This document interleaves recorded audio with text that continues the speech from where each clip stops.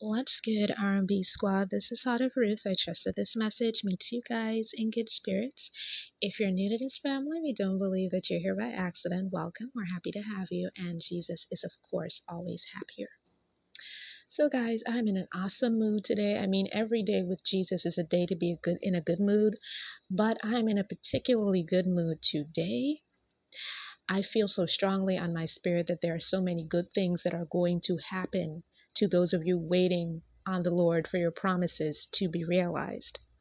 And as per usual, as you listen to this word, you'll know whether or not it is for you. You guys know how we do it here. Eat the meat, spit out the bone, take what's for you, and leave the rest. These are a couple things that the Lord spoke to me in my private time with Him.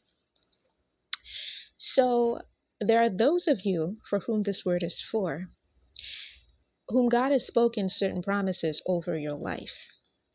And those promises are getting closer and closer to coming to a reality. You can feel it coming. And guess what? The people who are opposing you, the agents of the enemy who are opposing you, and the enemy himself, they can feel it coming as well. They can feel your blessings coming as well. Now, let me tell y'all a little bit about that, because that's what this word is going to be about.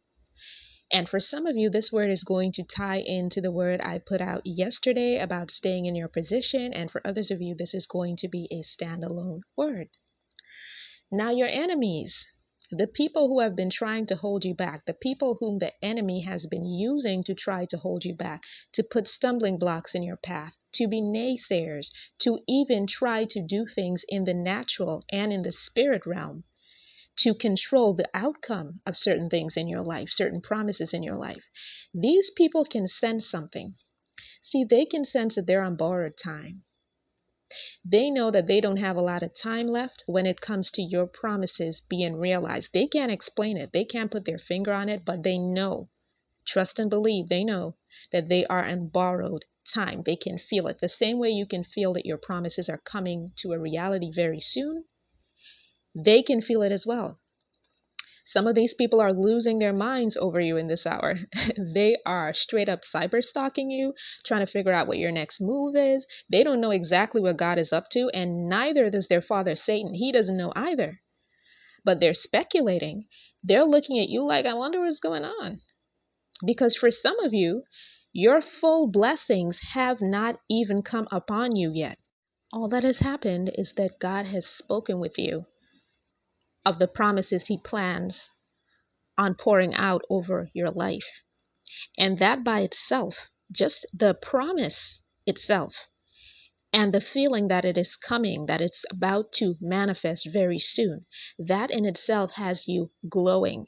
And your enemies, the people who try to block you, the people who try to stand in your way, the people who were hoping that nothing good happened for you, they're sitting there like, what are they glowing so hard about over there? What is going on? Because they can see you glowing. They're stalking you, so they can see you glowing. But they just don't know why. They don't know what is going on. And that is what is driving them crazy. Stay in your position and remain silent. Don't even say a word. When God starts to bless you and you're glowing, let your glow be the only thing that they can see. Let them sit there and wonder. They know good and well that they're on borrowed time.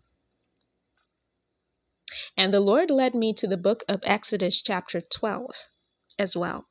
And if you have never read the book of Exodus chapter 12, now would be a good time to check it out and you will see exactly where this is going. But this is the word that I received about those of you who have had people oppressing you, those of you who have had people trying to alter your destiny, trying to stand in your way, trying to oppress you, doing things in the occult to oppress you, trying to come between you and the promises that God made over your life, trying to take stuff that God promised to you. This is the word that the Lord has for them. They are going to be cut off. I heard the words cut off very clearly. In addition to that, I heard some other things as well. I heard surround, cover, overwhelm, and imprison. This is going to be the fate of your enemies. They're going to be surrounded, overwhelmed, covered, and imprisoned.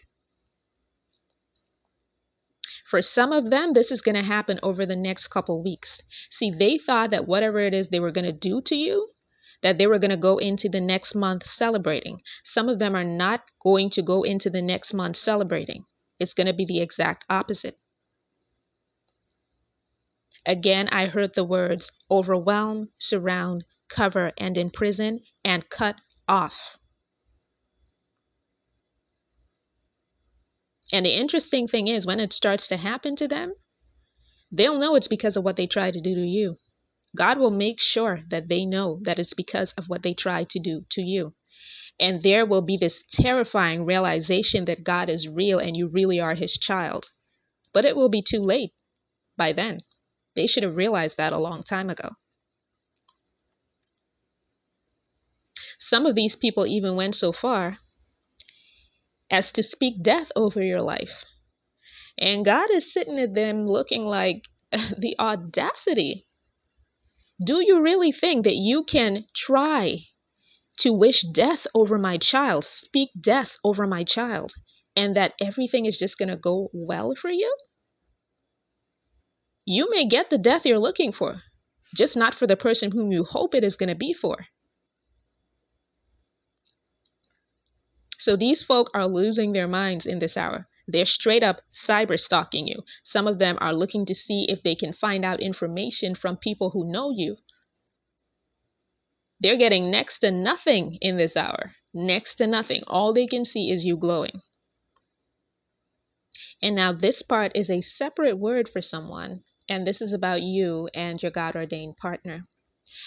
So there are some people who have made themselves nosy. They have been sticking their nose into your business. Some of them have even tried to spy on your private conversations that you have had in the past with your significant other, and even those that you may be having now for those of you who are communicating with your significant other. And if you're in separation, there have been people in the past who tried to spy on your private conversations, who tried to get information about your relationship with this individual, about how the two of you relate to each other. And here's what was put in my spirit. They can try all they want to find out about the two of you. They can be nosy all they want. There are certain things that they will never have the opportunity to see with the two of you. The information that they are looking for, they can only receive that if they're the two people involved in this connection.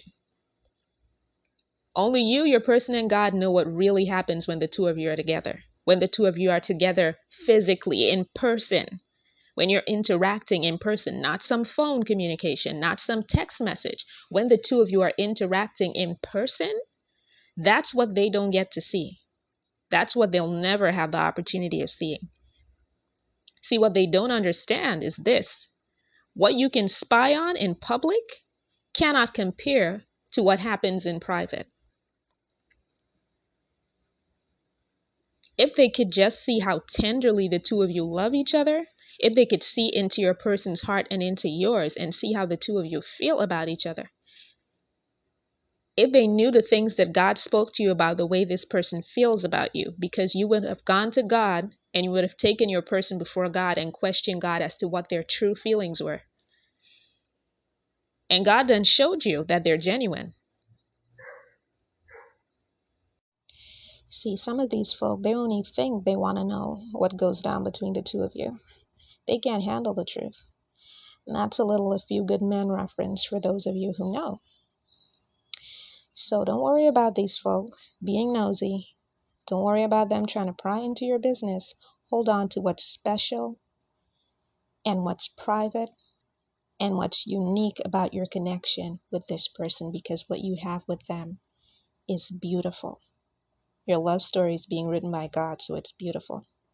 And by the way, this is the last part of this word. Some of you have been seeing the number 414 a lot.